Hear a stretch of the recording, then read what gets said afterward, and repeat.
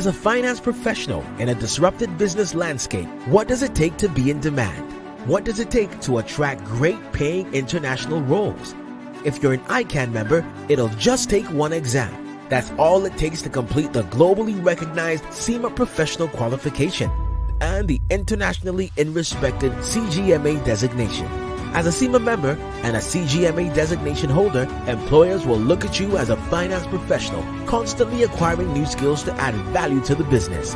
That's why they'll be willing to pay premium to hire and retain you. If you have 5 years of relevant experience and are an ICAN member, you can directly sit for the final exam of the CIMA Professional Qualification, the Strategic Case Study exam. Start studying the CIMA Professional Qualification. Prepare to make an impact.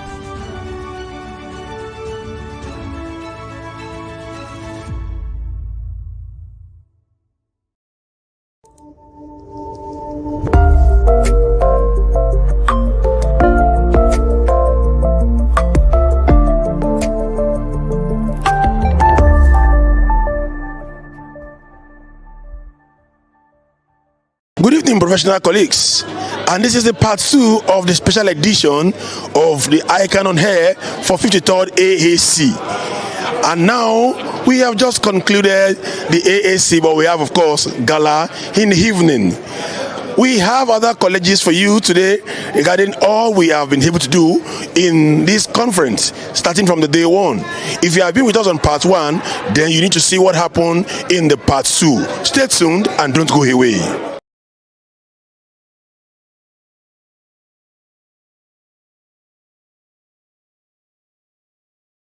Tax romance, pay your tax online. That is the easiest way, to pay your tax. Companies income tax, value added tax, tertiary education tax, pay with tax romance, file returns when due, pay your tax correctly, and get your e-tax clearance. Pay your tax online. My better people for Obodo Nigeria, I don't bring better information come give una. To pay your tax now, it don't dey easy like ABCD. With this new Ogbonge platform where the Federal Inland Revenue Service (FIRS) don't bring come, then they call them Tax Promax. With this one, now for your house or office, you go just dey pay your tax. And if you want pay your tax, make you log into www.taxpromax.firs.gov.ng. This message now the Federal Inland Revenue Service (FIRS) they bring them for now. Pay your tax online. Security is key to national development and growth. No nation can be truly economically successful without peace and stability, or when its security is threatened. This is why we must perform our civic obligation of duly paying our taxes so as to provide the needed resources for government to secure our lives and properties. When we pay our taxes, government is provided with the needed resources to equip our security agencies for a safer Nigeria.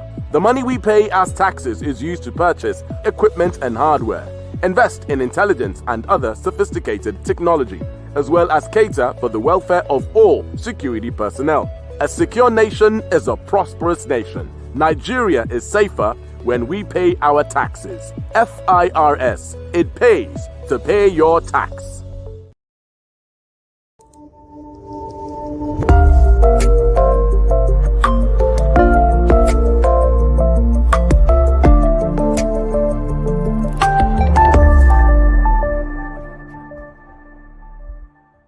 I stand before you today with a profound sense of responsibility and purpose as the president of our great nation, Nigeria.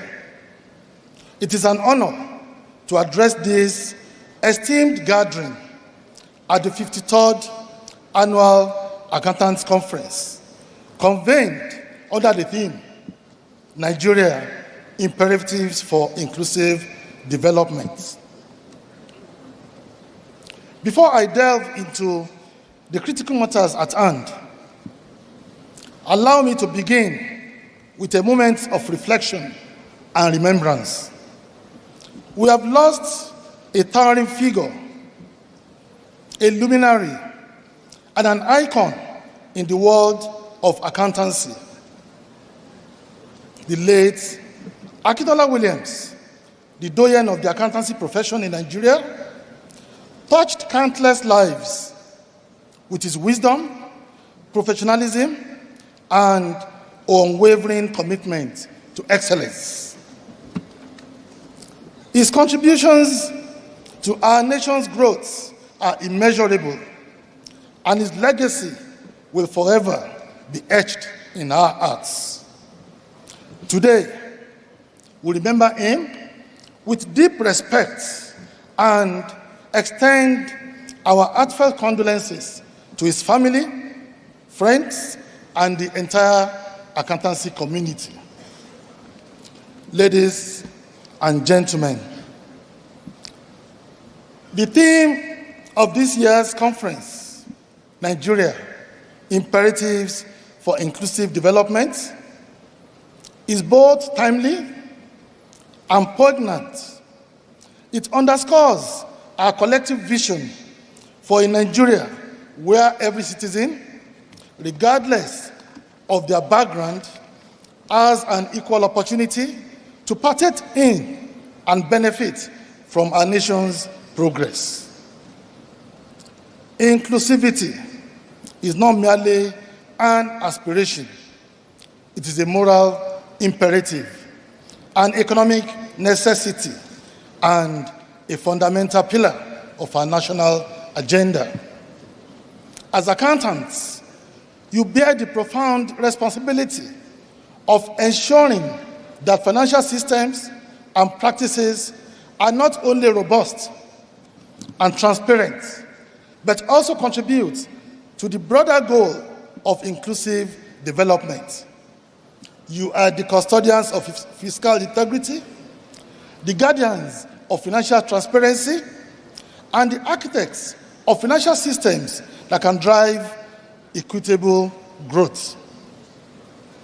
I am pleased to acknowledge the Institute of Chartered Accountants of Nigeria, ICAN, for its diligent efforts in promoting accountability and transparency in public finance management through the ICAN Accountability Index. This valuable initiative, which assesses transparency and accountability in the 3 tiers of government, plays a crucial role in fostering good governance and inclusive development. Today, as I declare this conference open, I urge you to engage in robust discussions, share your expertise, and collaborate with fellow professionals, policymakers, and stakeholders.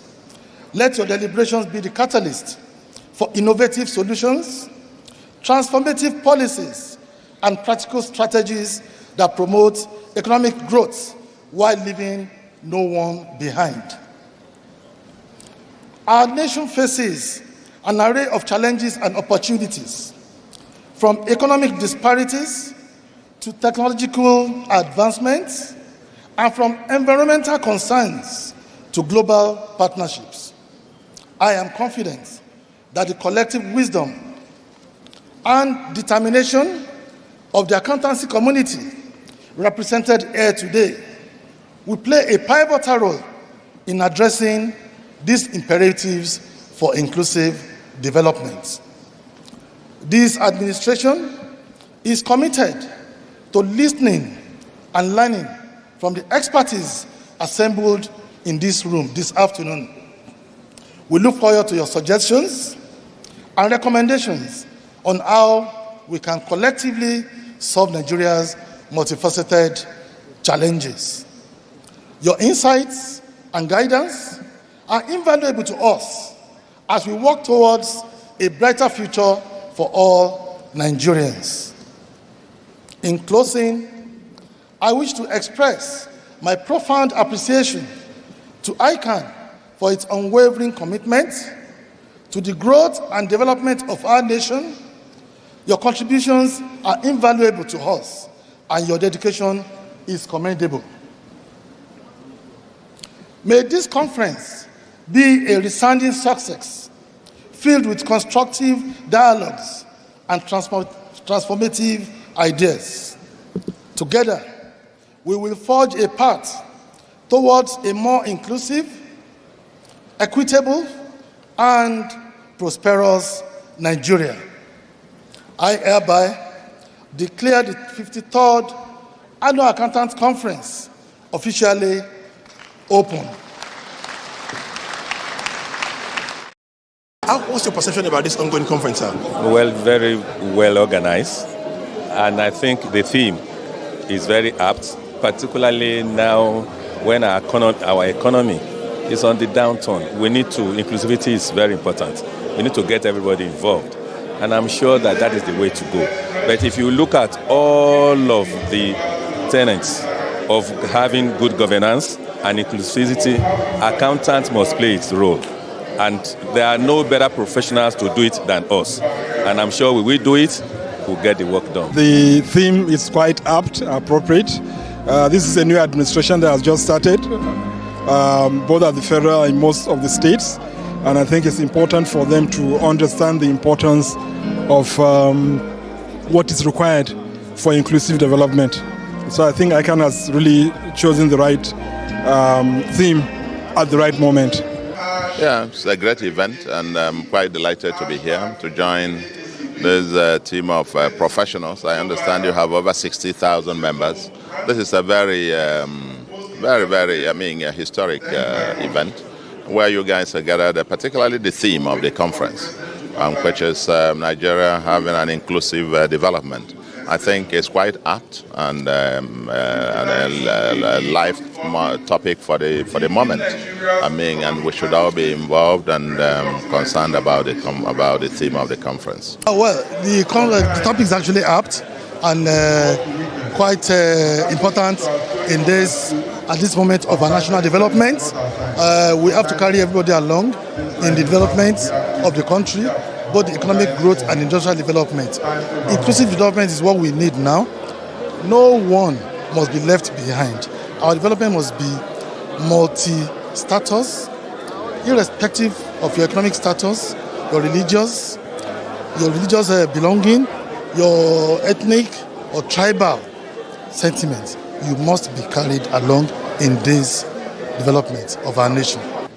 There is no accountability without accountants. So you are at the heart of it all, but in terms of the system design, data, and compliance. Accountants are the heart of it all. So you have your job cut out for you. But more fundamentally, accountants must realize that they operate within a wider society, and therefore be involved in the wider struggle to actually have a better society. Because otherwise, if you're cocooned in your tiny office and complaining that the rest doesn't work, of course, you got to be involved in seeing that the rest of the architecture works to enable your micro effort to bear fruit. Otherwise, we're in a vicious circle. Everyone just get involved or stop complaining. Both myself and my colleague are here from the Institute of Chartered Accountants of England and Wales in the guise of our strong partnership with ICAN. So it's a pleasure to be here, and the focus for ICAW is about strengthening that partnership with ICAN through the pathways and membership routes which we have, as well as a joint scheme we're going to be launching around sustainability. The theme of the conference is very apt, and I can say that it's coming at a very right time where a new government is coming in. Whether I would like it or not, as you listen to the first plenary session, you hear the lead paper presenter talking about what inclusiveness will do. Inclusiveness, transparency, and trust are the tripod for good governance. And I think that for me, it's coming at the right time.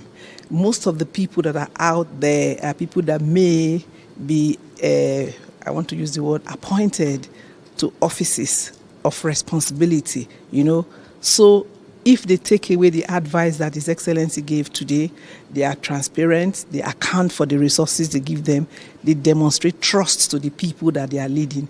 That we cannot have a better topic than we have now, knowing fully well what is currently happening to our nation in the area of developmental projects across the country. and that we need to see beyond ethnicity or group or political parties if we must have an inclusive development in Nigeria. Inclusive development in infrastructure, inclusive development in security, inclusive development in social welfare, inclusive development in agriculture. We need to ensure that we stay as one. And this current administration of Asiwaju Bola Ahmed Tinubu, I've said it from day one, that is running an inclusive government. So for a topic like this to come into the intention of this particular present administration, we cannot have it better. And if you listen to the ICAN president, he said he made wider consultation before arriving at this topic. He makes sure that people who need to know, who need to understand the import of this topic have to have a buy-in. And he went round to ensure that he got everybody on board.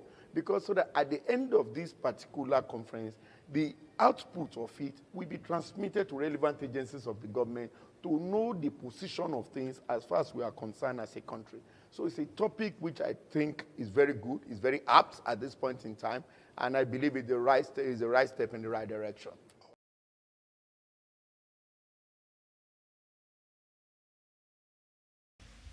Thank you very much. I will now call His Excellency, a colleague of mine, to please mount the podium and let's say, sit on here if you want to. Thank you very much.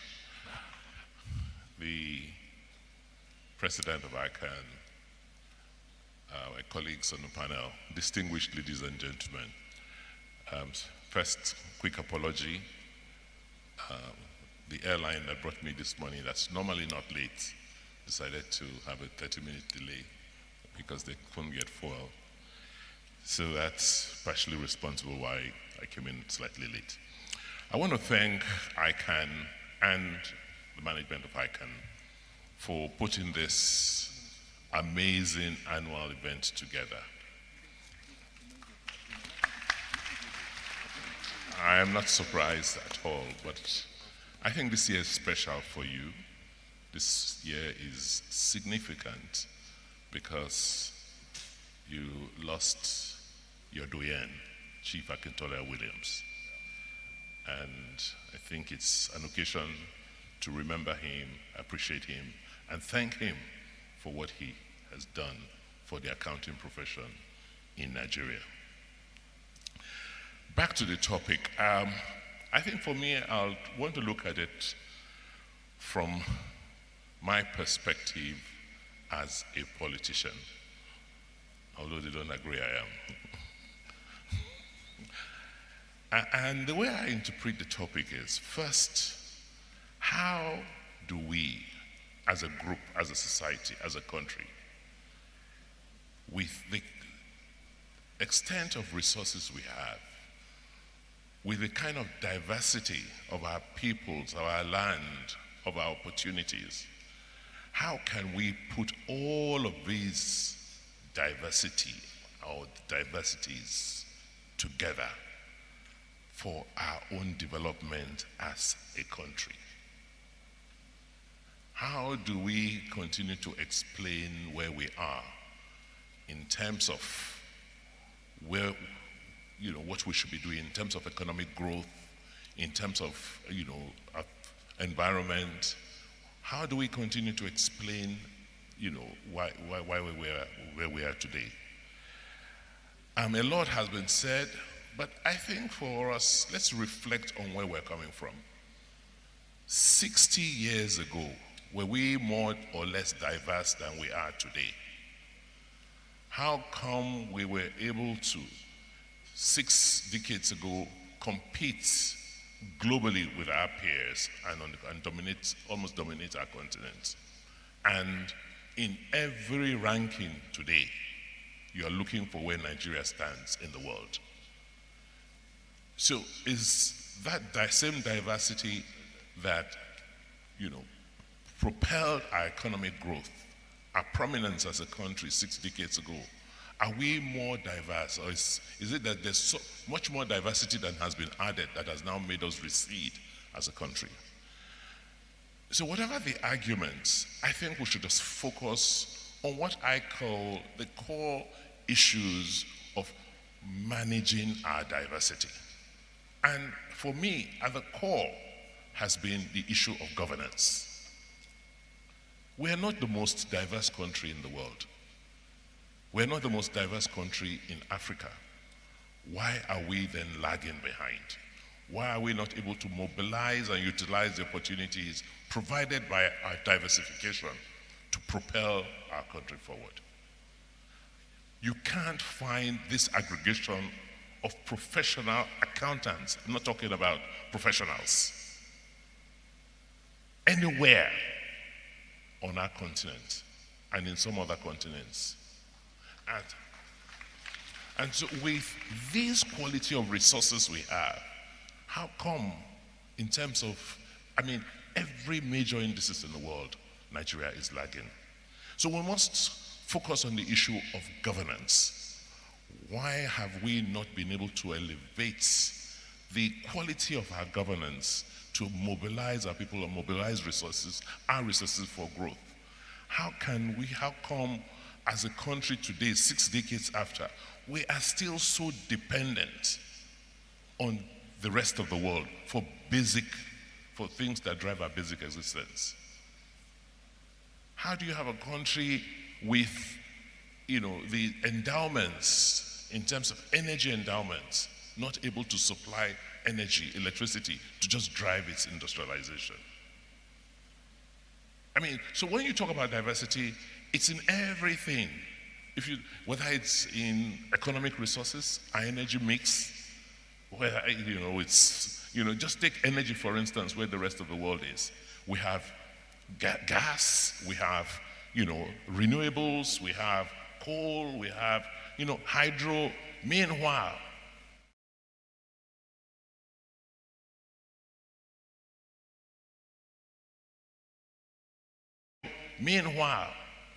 as a country, we're not able to produce more than 5,000 megawatts of power for 200 million people.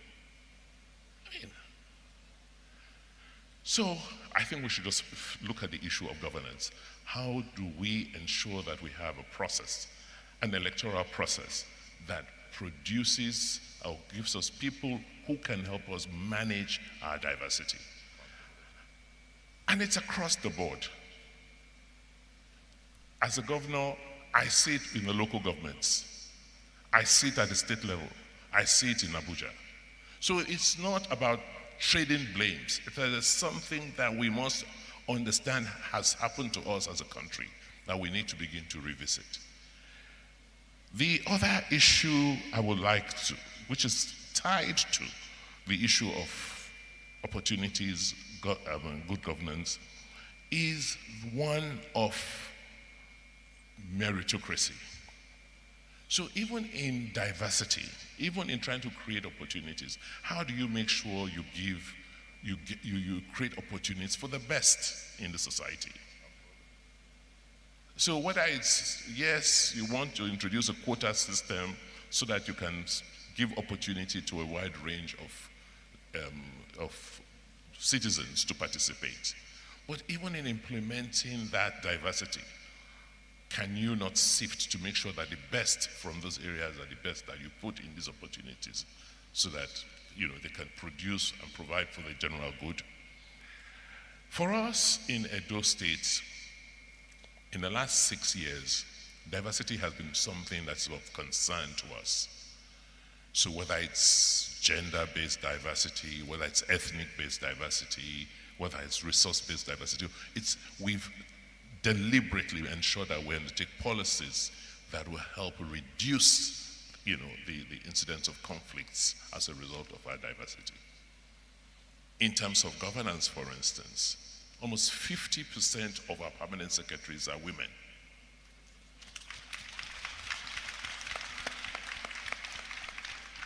And so the idea of saying, oh, no, certain roles and responsibilities must be reserved for certain gender is history. We have emphasized education, and education at the basic level, because we realize that once you shut out, with poor education, you shut out so many people from opportunities. And the next thing is, rather than look at competence, it's where you come from. But if everybody is educated, and not just education, quality education, making sure that we get rid of learning poverty. We've also looked at the issue of just making resources available across the breadth of the state. For those of you who know Edo, there's a piece of Nigeria in Edo. We have Yoruba-speaking people, we have Igbo-speaking people, we have, Muslims, we have Christians, we have Ijaws, all major ethnic groups in Nigeria are represented in Edo State. And therefore, in undertaking policies, we've tried to elevate decisions to one based on merit, competence, and performance. You cannot get into the civil service of Edo State today, doesn't matter where you come from in the state, without taking a competitive exam. You cannot become a permanent secretary without going through a process. The only exceptions we grant to people is when you make a first class from any university, accredited university, then you have an automatic job. That's the only exception we give. So you must continue to expand the space. You must continue to expand the frontiers, create more opportunities, and it's only when there's abundance that this whole issue, the tensions that arise from diversity are reduced. I think I'll stop there and give other panelists some time to express themselves. Thank you very much, Your Excellency. Thank you very much. Tax from birth, pay your tax online. That is the easiest way, to pay your tax.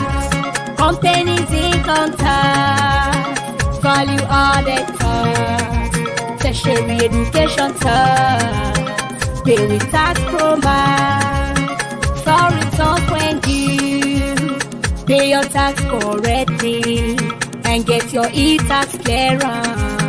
Pay your tax online. My better people for Obodo Nigeria, I don't bring better information come give una. To pay your tax now, it don't dey easy like ABCD. With this new Ogbonge platform where the Federal Inland Revenue Service (FIRS) don't bring come, then they call them Tax Pro Max. With this one, now for your house or office, you go just dey pay your tax. And if you want pay your tax, make you log into www.taxpromax.firs.gov.ng. This message now the Federal Inland Revenue Service (FIRS) they bring am for now. Pay your tax online. As a finance professional in a disrupted business landscape, what does it take to be in demand? What does it take to attract great paying international roles? If you're an ICAN member, it'll just take one exam. That's all it takes to complete the globally recognized CIMA professional qualification and the internationally respected CGMA designation. As a CIMA member and a CGMA designation holder, employers will look at you as a finance professional, constantly acquiring new skills to add value to the business. That's why they'll be willing to pay premium to hire and retain you. If you have 5 years of relevant experience and are an ICAN member, you can directly sit for the final exam of the CIMA Professional Qualification, the Strategic Case Study exam. Start studying the CIMA Professional Qualification. Prepare to make an impact.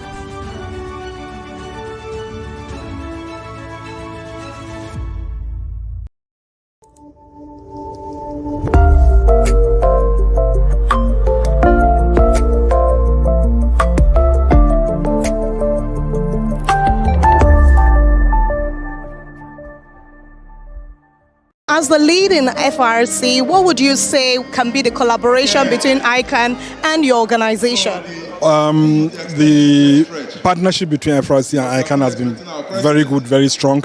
In fact, it has been enhanced by the new president, Mr. Innocent Okosa. He not only paid a courtesy visit to the Financial Reporting Council, he also provided some material support to the council from ICAN.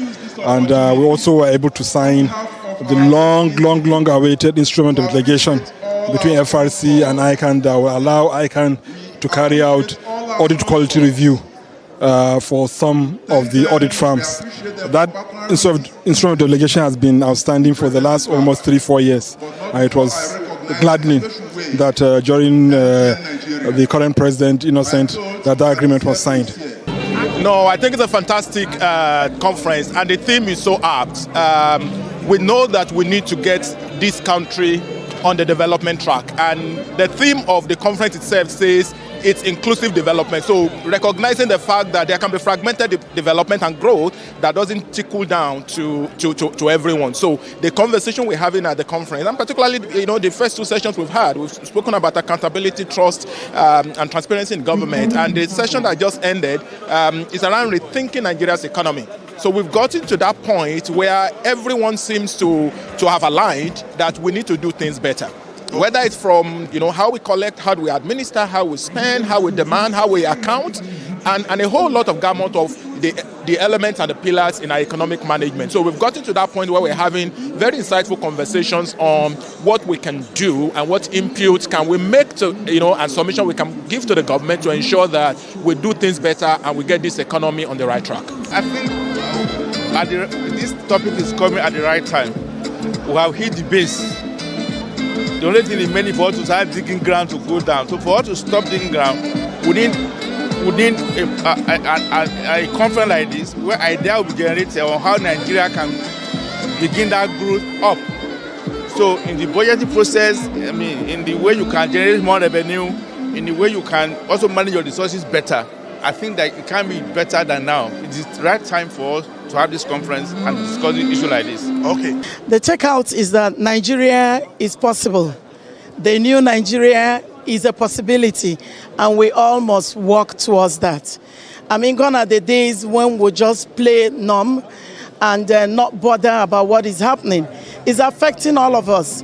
Recently, I was just reviewing our GDP, one of the largest in Africa. And then I was looking at our per capita income, one of the lowest in Africa. We are talking about revenue optimization.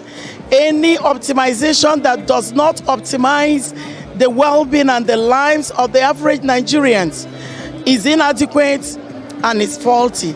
So we are looking to structural reforms that will enable the public sector optimize revenue, diversify it, enhance the portals, and when that revenue comes in, ensure that it is used for the good of the common man. I think it's a very, very apt theme because what we're talking about here is development that carries people along. We don't want development that just stays at the top.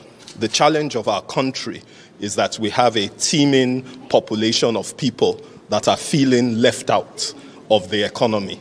So this theme is all about how do we focus on making sure that we're carrying people along, hence the emphasis on inclusivity. And it's also, when you look at inclusivity, it's not just the general population, but also looking at specific segments that have been previously underrepresented or disadvantaged. I think, both the theme of the conference as well as the gathering of accountants from all over Nigeria and even from outside the country is actually a very commendable thing, and it's happening at the right time because at this phase of our nationhood, we need all the ideas, all the knowledge, and more importantly, all the support we can get from institutions such as ICAN, because ICAN has the knowledge to help us address issues around budgeting, accountability, and fiscal discipline. So I do think that this is happening at the right time. What I would encourage is that we need to go beyond talking and producing ideas to really follow up to ensure that those initiatives are indeed implemented. And maybe at the next AAC, we can then say, last year we recommend this has been implemented. It's a way of holding ourselves to account as well as holding leadership to account for good governance in line with the theme of the conference.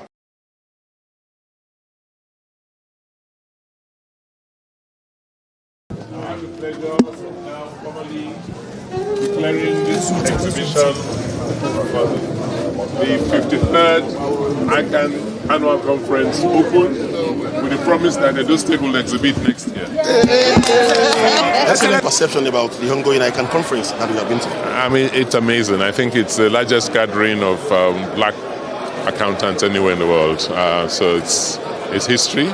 I'm very pleased that we've worked with the president you've kept the standards, and it can only get better and bigger. And on the paper that you presented about equity, about inclusivity and others in national development, what's your take on it, sir? That at the core of our national development is the need to make sure that the diverse elements, the diverse sections of this country are brought together and for them to contribute to our national development. That is what ICAN is about. And lastly, what's your advice to ICAN as an institute on how we can better contribute to governance in Nigeria? That we need ICAN, its membership at this time in Nigeria, to ensure that we build a country, build a system that rests on accountability, on transparency, and on good governance. All right, it's still the annual Accountants Conference and is the 53rd of its kind, happening live at International Conference Center. So right now we're going straight into the launch of the ICAEW and ICAN on the Sustainability Certificate launch. I hope you've been having fun so far. I hope you've been having an enlightening session with us. So we'll go right into the launch of the ICAEW and ICAN collaboration. ICAEW has been working very closely with ICAN, and just before Christmas last year, the ICAN leadership were in London at the Chartered Accountants Hall to sign a renewed memorandum of agreement with ICAN, which will form the basis on which we will cooperate, work together, and strengthen the professions in Nigeria as well as in the UK together. Now, from ICAEW's perspective, sustainability is at the heart of our strategy, it's at the heart of what we do, and the heart of our vision to create a world of strong and sustainable economies. We cover broadly 6 areas which are our focus around sustainability, so producing insight and know-how for our members, and that includes our joint members between ICAN and ICAEW. And I would encourage you to tune in to our Climate Summit next month, which will be an example of that.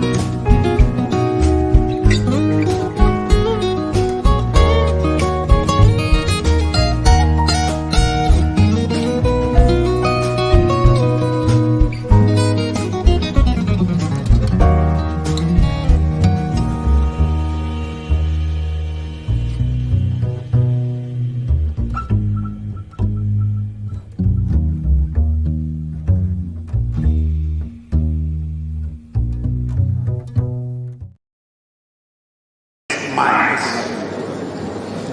And therefore, we give glory and thanks first to God Almighty.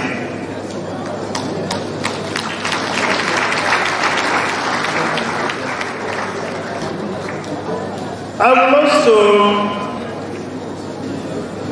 give thanks to you, the participants, because without you, there will be no conference. Please let us clap for ourselves.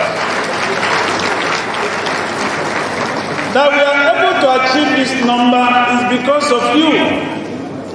If you did not register, there is no way we will achieve this number. So please give yourself a hand of applause. We are deeply honored by the presence of His Excellency President Bola Ahmed Tinubu, GCFR, President and Commander-in-Chief of the Armed Forces of the Federal Republic of Nigeria, ably represented by the Minister of Power. Okay. Before I assign another portfolio to him. Okay, we declared the event open.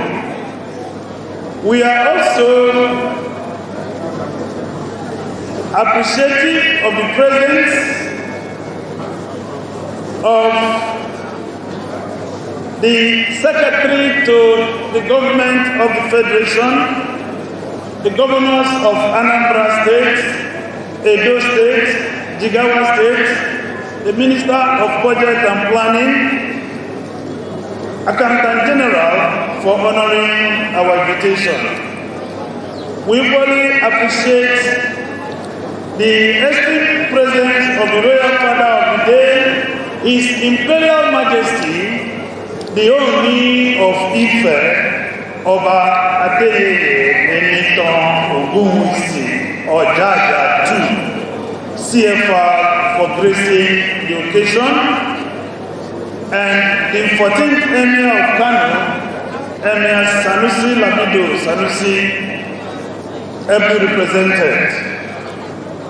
I will leave the Vice President of the Institute to do justice in acknowledging all those that graced the occasion in his vote of thanks. I will not end without giving a special recognition to my wife.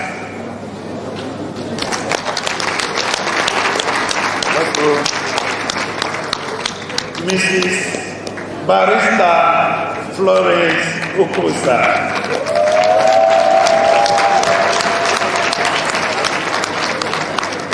For all her support. Finally, special recognition goes to an appreciation goes to the planning committee of the 53rd Annual Accountant Conference, led by Chief Chibuzo Ayaniji, FCU.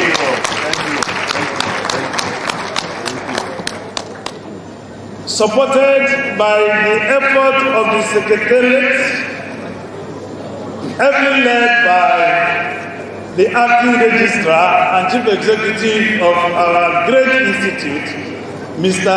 Mukaila Lawal, FCA.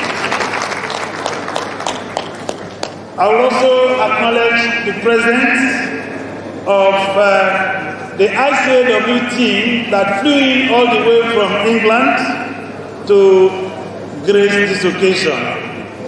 And finally, let me recognize the Dean of the Management School, Pan Atlantic University, Dr. Oni, who has graciously been listening to the conference. Madam, thank you for being with us. And finally, I appreciate all the fellows, all the associates, and all of you who has made it possible for us to get the kind of attendance that we got in this conference. I owe it to all of you. Please, a round of applause for all of you. And thank you, and thank you, and thank you.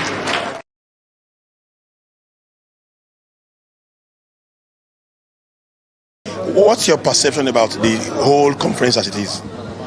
I mean, if you look at the quality and the quantity of participants at the conference, you cannot but be amazed. Number one, the conference director did announce that we had the largest number of participants ever, the largest gathering of chartered accountants ever in one location in Africa. Over 8,000 of our members coming to this conference. And if you also look at the quality of the faculty, right? We had 2 sitting governors coming, we had sitting senators coming, we had 2 ministers of the Federal Republic coming. That has been a massive participation and involvement, and a lot of other public figures, government functionaries, captains of industry. A conference that has examined a very topical issue in the country, Nigeria, the imperatives of inclusive development.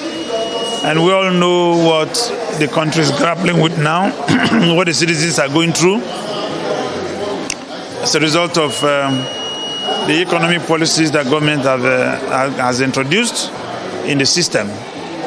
And we know we are having inequality ever before these policies were introduced. As accountants, we've agreed that we have a role to play in enthroning inclusive development. So this conference has gathered experts from all fields to examine that topic, Nigeria, the imperative of inclusive development. And we have seen the various dimensions the discussion has gone. One lesson we take away from the conference is that only accountants can make inclusive development possible. We have been able to use ICAN-ngr as a medium of interaction, as a medium of exchange of ideas and insights, and it has been very impactful on our members. We keep growing our numbers, our viewership numbers within each episode.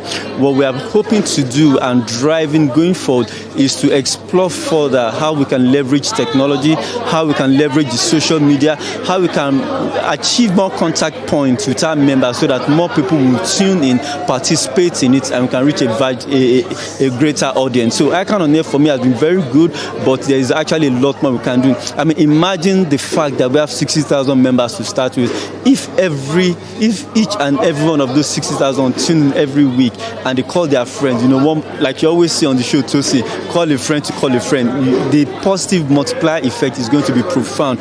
And as we gradually do that, ICAN-ngr will also be a voice of public discourse. ICAN-ngr will attract advertisement from companies because of the number of people that are listening to ICAN-ngr. It could be a very good advertisement point for corporate bodies like the banks, like the breweries, like the cement companies, and that's my wish for ICAN-ngr. I'm sure you have enjoyed all the videos, all the pictures, all about the 53rd AAC. It's been a fantastic outing. It's been a wonderful program. Of course, it was well attended by the high and mighty and by more than 8,000 members of our noble institute. And even if you are not in Abuja, I'm sure you have actually seen what has transpired at the AAC. Thank you so much for being part of with us in this edition of ICAN-ngr. Till next week, when we come your way again, see you. God keep us and keep us safe. Thank you and good night.